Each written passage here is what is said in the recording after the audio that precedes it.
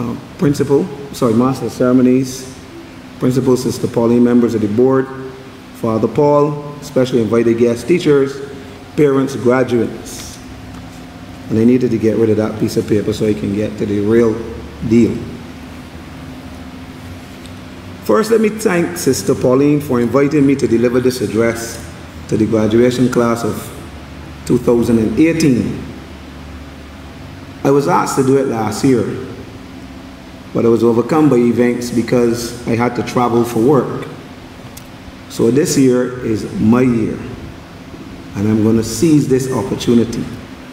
And I'm going to thank God for giving me the strength to be able to be here this evening to address not only the graduating class, but also the parents in the crowd. But let me say from the outset, 34 years ago, sometime in June or early July, like you all, I sat on that side of the church, like all of you all, at my graduation ceremony. I was a bit sad because it was a transition and I knew not what I was getting into. But this evening, I am excited, a bit nervous, and very humbled. Excited because I graduated from this school, the foundation of my personal and academic development, and an institution to which I would be indebted to for the remainder of my years on earth. I'm a bit nervous because I saw Sister Barbara, my former headmistress.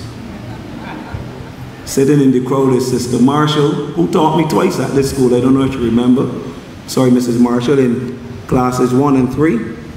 And I know that she'll be marking me. So I have to get this one right. She, like many others, some of who are now deceased, quite recently we laid to rest Miss Mon, had the unenviable task of dealing with me as a young, troublesome student. And I must say, my son graduated from this school and he was no better than I was. And I intend to sign up my 3-year-old son, and he makes us look like saints. I hope, however, that I have made you all proud, and I take this opportunity to publicly thank you for what you've done for me. I am sure that many of you all know Mr. Dominique, who continues to shape young minds with his very successful lessons program. He too was one of my teachers and assisted in my development. And then there was Carmen. I know her as Miss Carmen. I'm not sure she's here today. Yes. She is? Oh, there you are. She never seems to age. And believe it or not, she had me in 1976 in infants. That long ago. And I'm humbled by the invitation to address this graduating class. But I want you to know that my position today is not because of any extraordinary occurrence. It is simply because God chose me to do this one. He chose me to follow a path, and it brought me to this point. And it would be remiss of me not to mention, before I really get into my speech, my adopted father, Father Clement Paul, who, because I never had a father, I never saw a father. So that's my daddy over there. He's also my spiritual leader and advisor. And priests like him and Monsignor Blackett, from a very young age, had taught me and had a very lasting effect on my life. And again, I want to say thank you. And Sister Barbara, I have to mention you more than once. I remember the cane. I remember the upright walk. I remember the lashes. But I also remember the warm hugs. I thank you for those lashes. So, there are many reasons that I could celebrate this evening with you, but this evening is not really about me and my memories of a time spent at this great school. This evening is about the graduates and the parents. Yes, my message this evening is not only to the 10, 11 or 12-year-old children that are transitioning to secondary school. It is also to you parents, because being the father of a recent graduate of secondary school and playing a very active role in his secondary school life, your role in their development from here will be very critical.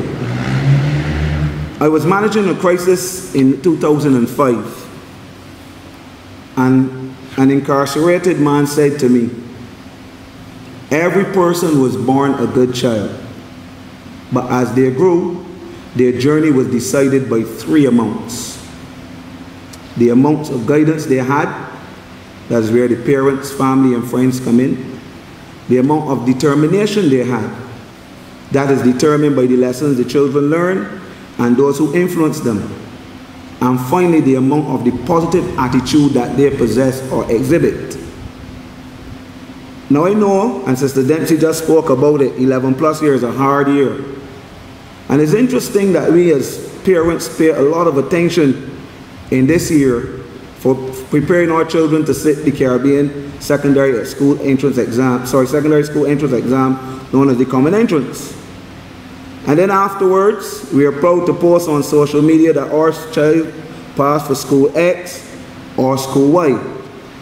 We also must not forget that we live in a society that says that there are schools that are better than others. And unfortunately, some parents, because of this, feel disappointed in their children's performance and do not even try to mention what school they passed for. But let me say today that your child's future is not determined by the school that he or she passed for. Your child's future is determined by the feelings of self-worth, guidance, encouragement, and sometimes the sanctions or the punishment that you apply to them during what is now going to be the most tumultuous period of their life. This is the time when you are going to win them or lose them. So your job is not finished. It has only just begun. Remember that sitting here graduating this evening are 10, 11, and 12-year-olds, and they are never failures. And let me put this into perspective. Regardless of the public secondary school that your child attends from here on, know this: all principals get paid the same money. Whether they are what you call a top school or you call a lower school, it's the same money. Believe it or not. Deputy principals, heads of departments, teachers, every one of them, they receive the same money. They are all required to teach the same syllabi. The Caribbean Examination Council syllabi to either prepare your children for the Caribbean Secondary Education Certificate or the Caribbean Advanced Proficiency Exam. They're required to do the same thing.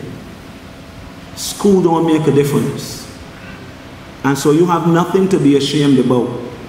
The Common Entrance is a couple hours to regurgitate what you learned over 4 years. It is a pressure day. Some children will buckle. Some children will rise to the occasion.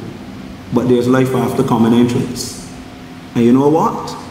This is when the children have a chance. This is when you have a chance to make up ground that you would have lost on Common Entrance Day. So yes, I also want to say that it's also the time that your children are either going to become academics or vocational. And I need to stress that point. And yes, I use the word vocational because you parents and you children will have to cope, and Sister Pauline spoke about it. You know, life throws a lot of things at you. You are now going to have to cope with the direction in which your talents take you. And remember, your talents were given to you by God. And we can't force talents on children. We have to help them to grow the talents that God gave them. And this is where a lot of conflict occurs in children's development. Because we have this belief that every child should become a lawyer or a doctor or a bank manager. Well, again, I'm here to tell you, no, not all children are to become lawyers or doctors or bank managers. The world needs mechanics. It needs masons, it needs plumbers, it needs stylers, it needs maids. And if your children say that that's what they want to do, let your son or daughter be the best maid that he could ever be or she can ever be without being ashamed of their career choice. Because as you try to force them down the line, that you think is the line for them, that you see as a part of the status quo, you are going to lose them. So success is not going to be determined by an individual's vocation or profession. And let me say this, I'm a lieutenant colonel in the military and deputy chief of staff. I put it to you that there are people out there who work for less money than me that have more money than me. And happier than me too. I put it to you. We don't see position as a determinant of success. It is not. Anybody could rise to a position, but everybody can't be effective in that position. Now, Sir Winston Churchill once said, attitude is a little thing that makes a big difference. My civilian leadership guru is a man I respect a lot, John C. Maxwell, says, people may hear your words, but they feel your attitude. Isn't that amazing? Imagine you're speaking to somebody and they're hearing what you're saying, but they're feeling the attitude you've brought to the table. In the next few years, students, your success at secondary school will be determined by your attitude to your work, to your peers, to your superiors, and to your school. Add to the mix your attitude to your parents, the other members of your family, your spiritual enlightenment, and those you meet away from the school environment, because there will be many. Sister Pauline just spoke to you about being big fish in a small school and now becoming small fish in a big community.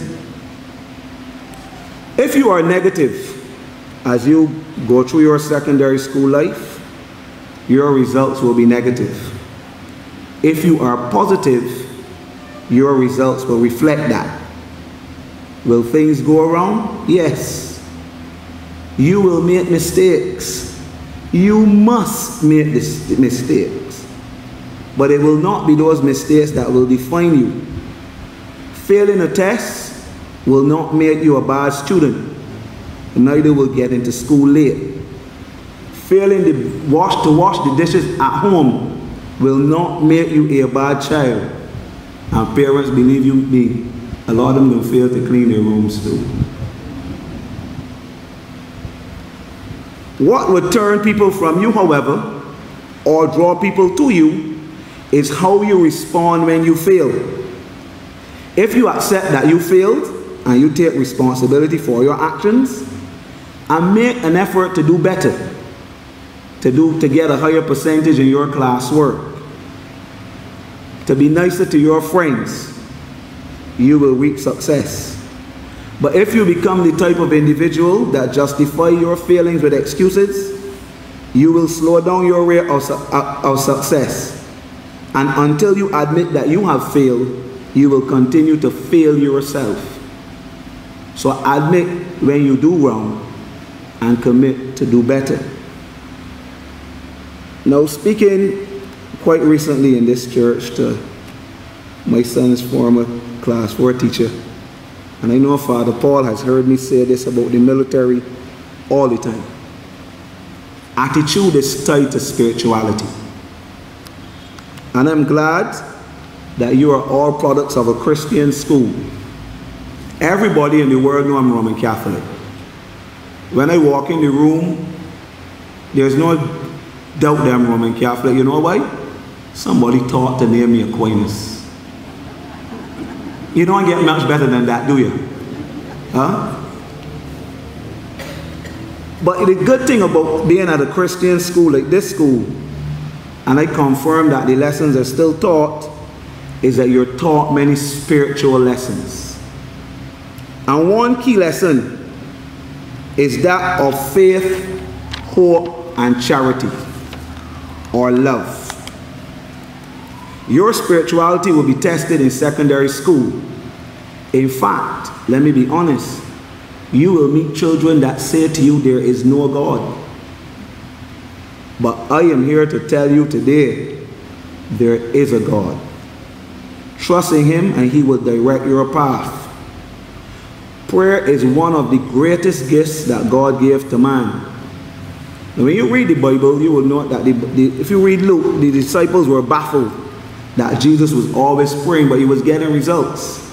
So you know what He did? He said, Father, teach me how to pray. And you know what He said? When you pray, say, Our Father, who art in heaven, hallowed be thy name, thy kingdom come. We know it as the Lord's Prayer. So here's the thing.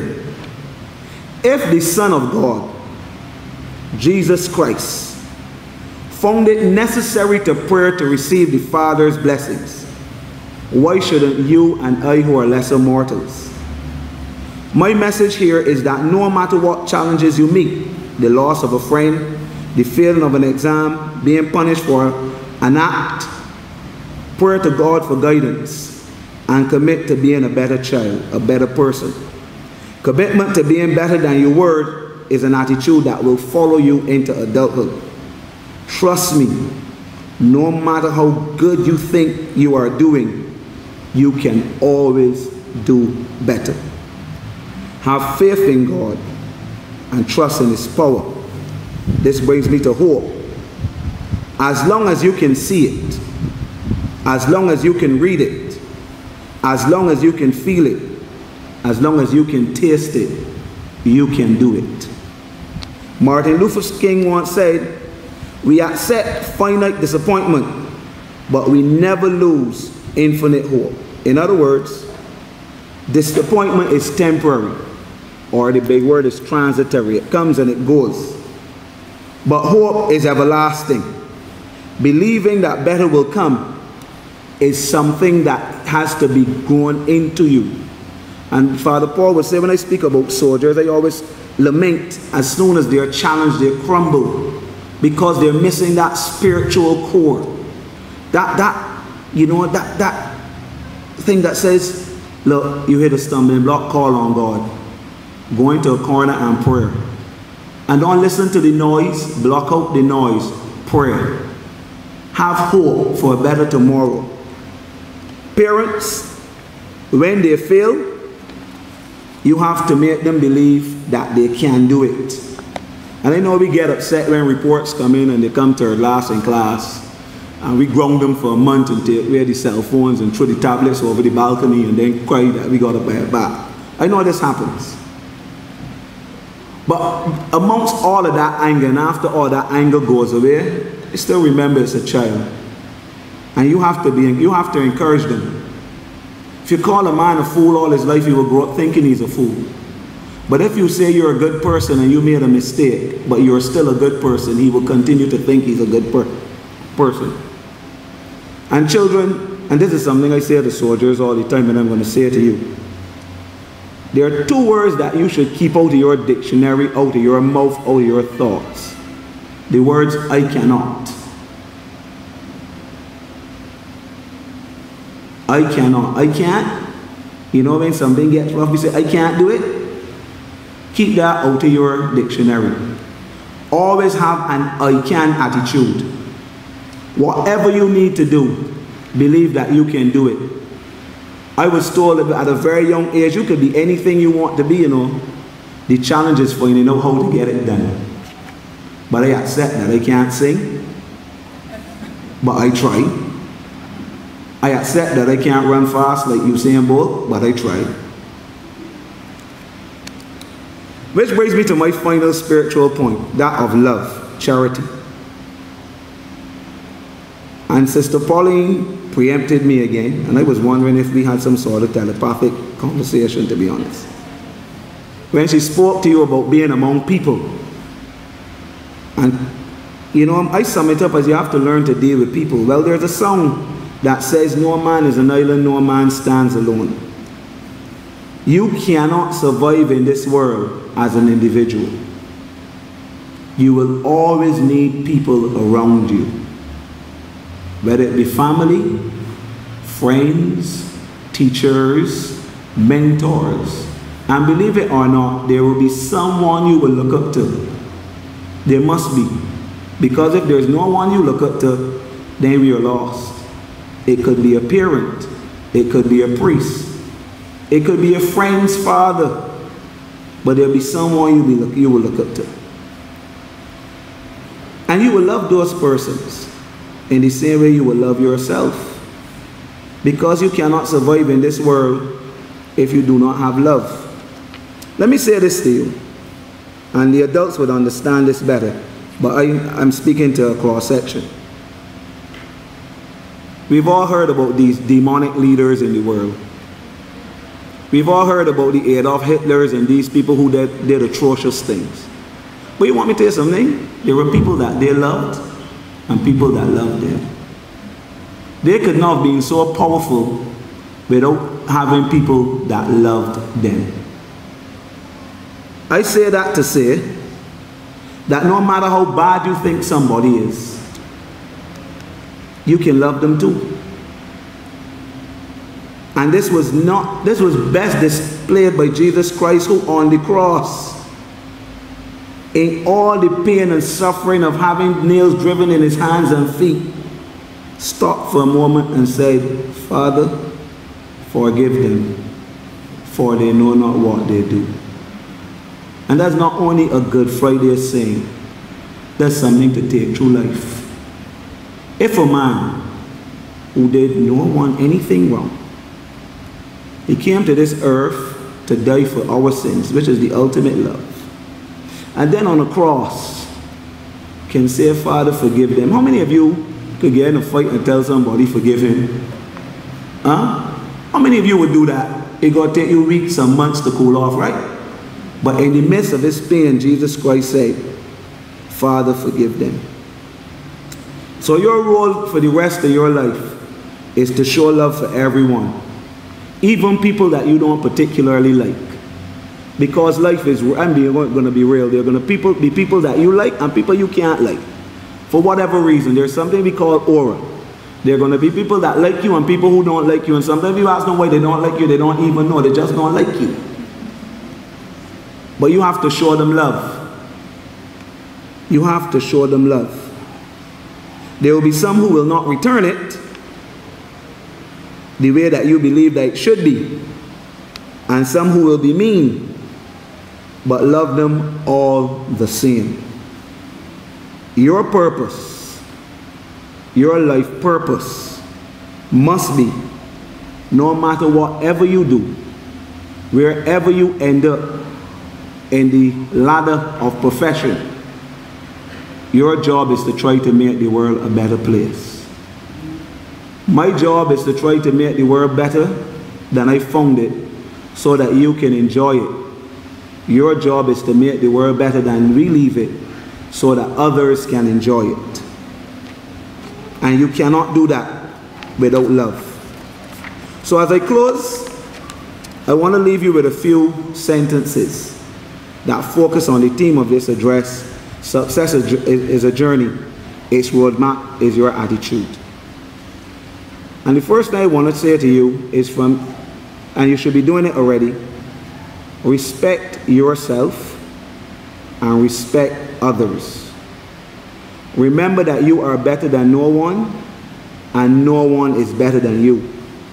We are all equal. We may not have all the same talents, but we are all equal.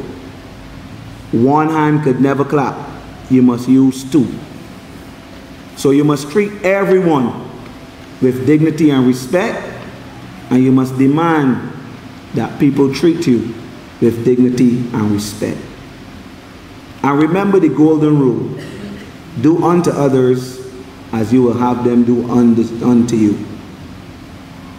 Remember that despite your failures, you are still a good person. You can do it. Keep going. Remember, there are no good schools or bad schools. Your attitude to your schoolwork is what will determine your success. Remember that there will always be people who are stronger and weaker than you are. That does not make you inadequate. It makes you special. So believe in yourself.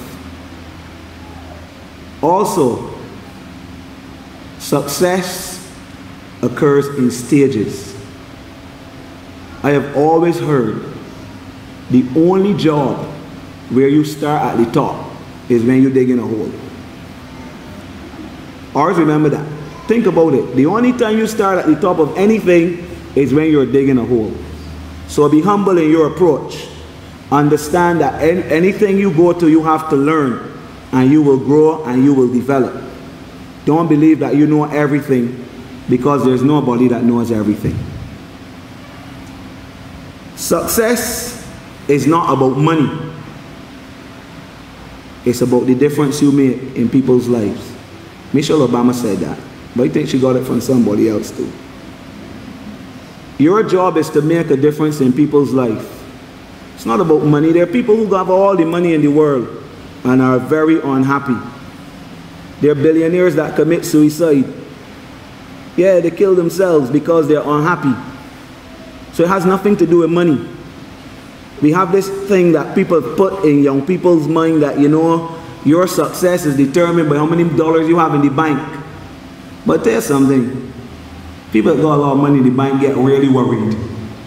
People that have no money worry about very little. Believe it or not, I'm not saying to you not to try to make good money, but money is not the determinant of your success. And finally, as you grow, your dreams will be affected by your attitude. Nothing is wrong with wanting to be different. If you can see it, if you can feel it, if you can taste it, you can do it. Thank you.